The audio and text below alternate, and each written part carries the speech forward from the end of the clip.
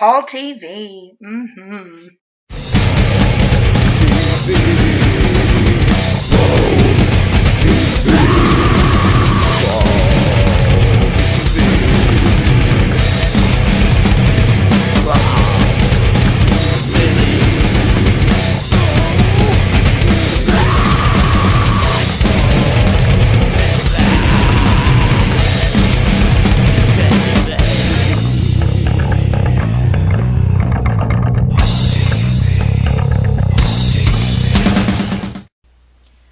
Hello everybody, and welcome to this week's episode of Paul TV. This is episode 5 of season 2, and we're glad you could join us for another episode.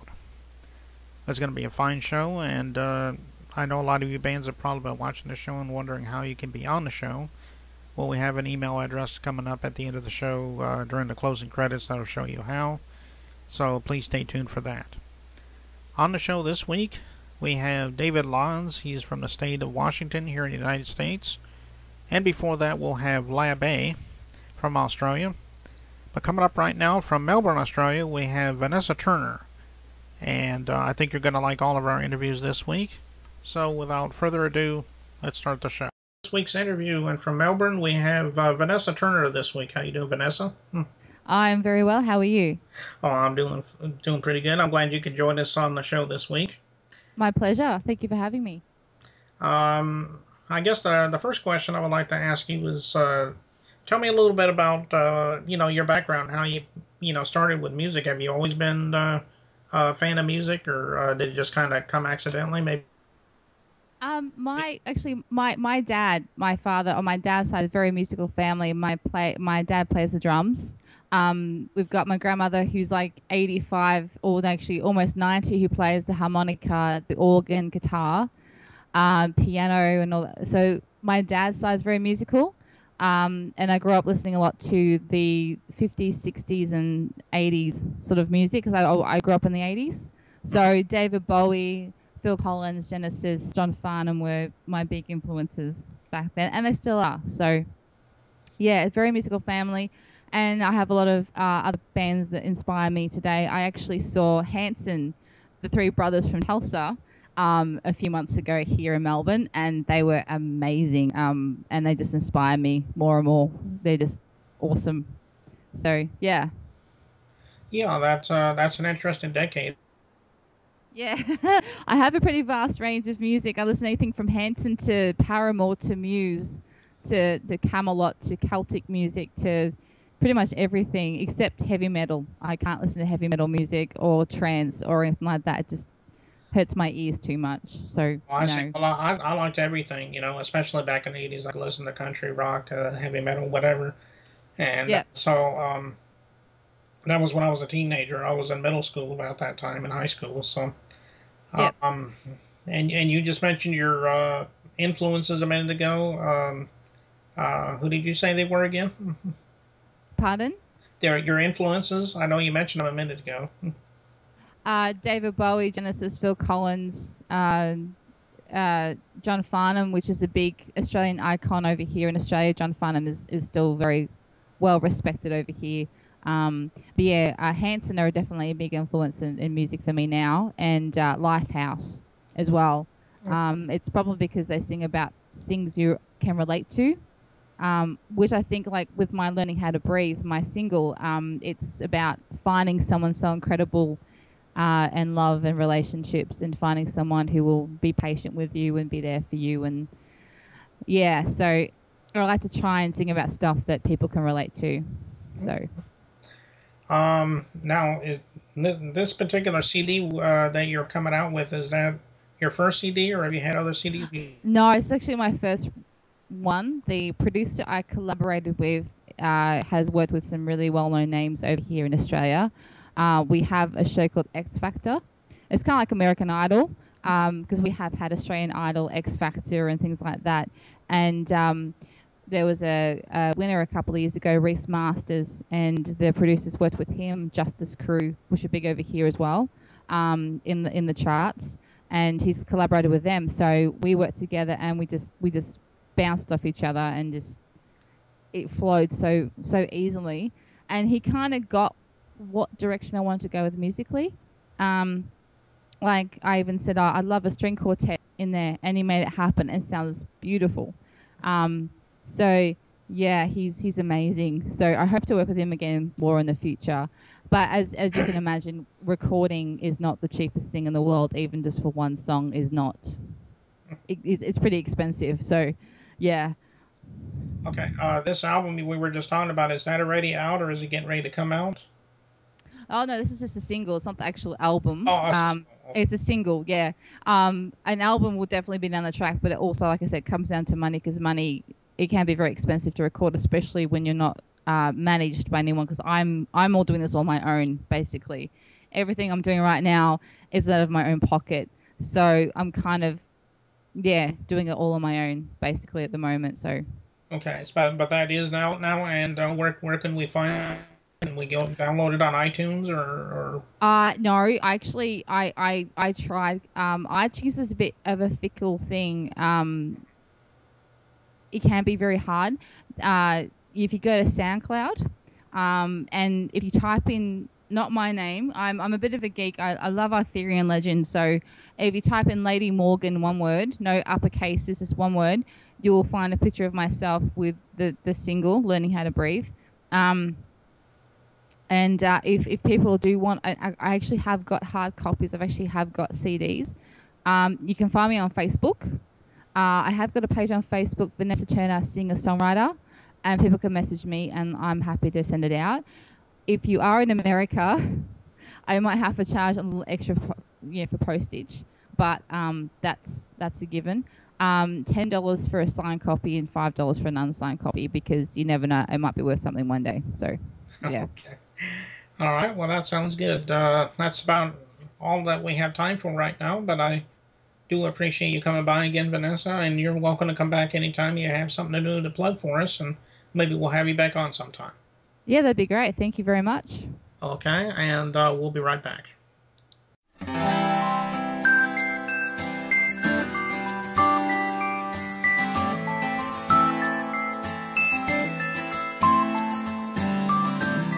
I felt so hard when I first saw you.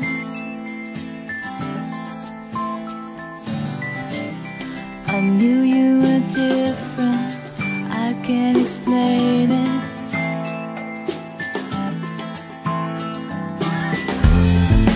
You took my hands, showed me your world. Time stood still, time stood still. But I'm just an ordinary girl, so I'm heading for the fall. Will you help me when I call? 'Cause these days feel like a dream inside my heart. Though I know you disagree, you are everything to me. Be patient, my dear. I'm still learning how to breathe.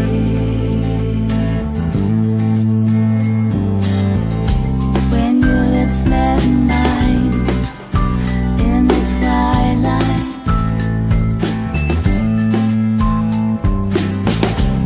so sweet and soft, we can let it die.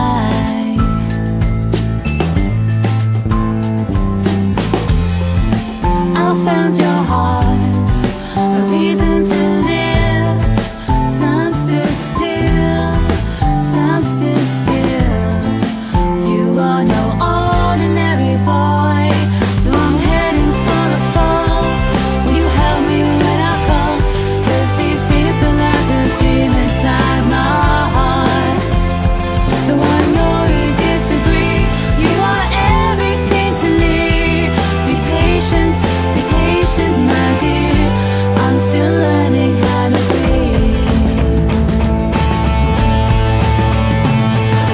Some days are red and we burn like the sun.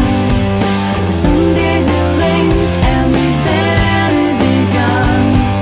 The time gets hard, you should never give up. So I'm heading for the fall. You help me when I call, 'cause these days feel like a dream inside my heart. Though I know you disagree, you are everything to me. Be patient. dear. I'm still learning how to breathe. Headed for the fall. You help me when I call. 'Cause these days feel like a dream inside my heart. No, I know you disagree. You are everything to me. Be patient, my dear. I'm still learning how to breathe. I'm still learning how to breathe.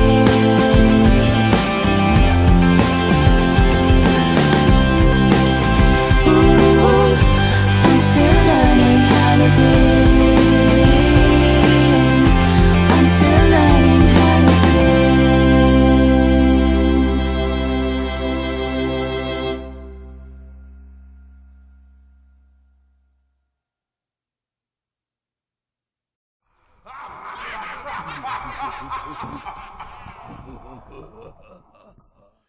Hello, everybody, and welcome to this week's interview. And this week we have Lab A. How you guys doing? We're doing very well. Everyone in the lab is usually doing very well, unless they act mischievous.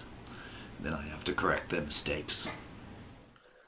All right. Well, the first question I want to ask you is how did it begin for you as far as music goes? I mean, have you always been in love with music, or did you just kind of fall in it later in life? Perhaps you can share with our audience that. Music's been a big part of my life since childhood. I only got into metal probably around the age of 12 or so though. Music has always been a big part of my life. After I got all my medical training out of the way, I decided it was time for me to tell the people what they needed to hear. Music seemed like the best way to do it. Okay, well that sounds good. My next question is, what are your influences? Are you influenced by all the great metal musicians, or do you like other genres as well, like classic rock or whatever? We have many influences in the band. For me it was Silverchair and Nirvana. Then I got into Korn and Slipknot. I appreciate all good music these days, even though I used to refer to old school in a negative way. I started listening to things like Elvis, Alice Cooper, David Bowie. And then as I got older, I got more into punk and metal. I also like things like Ray Charles, people with passion. Some of my favorite singers are people like Mike Patton and Devin Townsend. Yeah.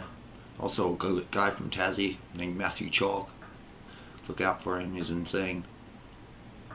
Okay, well that's good to hear. I guess my next question is, do you have any albums or any downloads that maybe the people want to get or buy from you? And if so, where can we get them? I mean, can we get it like on iTunes, Amazon, so on? Yes, well, we have a CD that we recorded in 2010 called I Am the Maker. That's an 8-track EP. We're currently about to do a split CD with Satanicus. And after that, we're recording our own full-length album, which is going to be called Feeding Time. Then there'll be downloads everywhere for you. For the time being, you'll have to inbox me at Facebook. Professor Psycho. That's what they call me. Okay, well, that looks like we're just about running out of time, but I want to thank you guys for coming on the show, and just want to personally let you know that if you'd like to come back at any time and plug another album or plug anything for us, just let us know, and we'll be glad to do it for you. Thanks for having us on your show. Thanks for giving us the time to spread our word a bit more. Peace.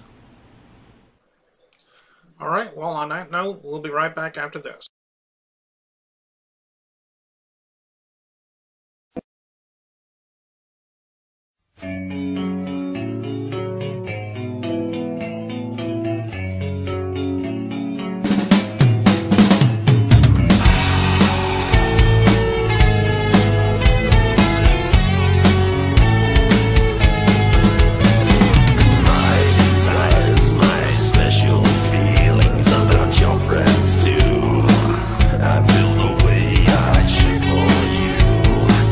I deny the truth of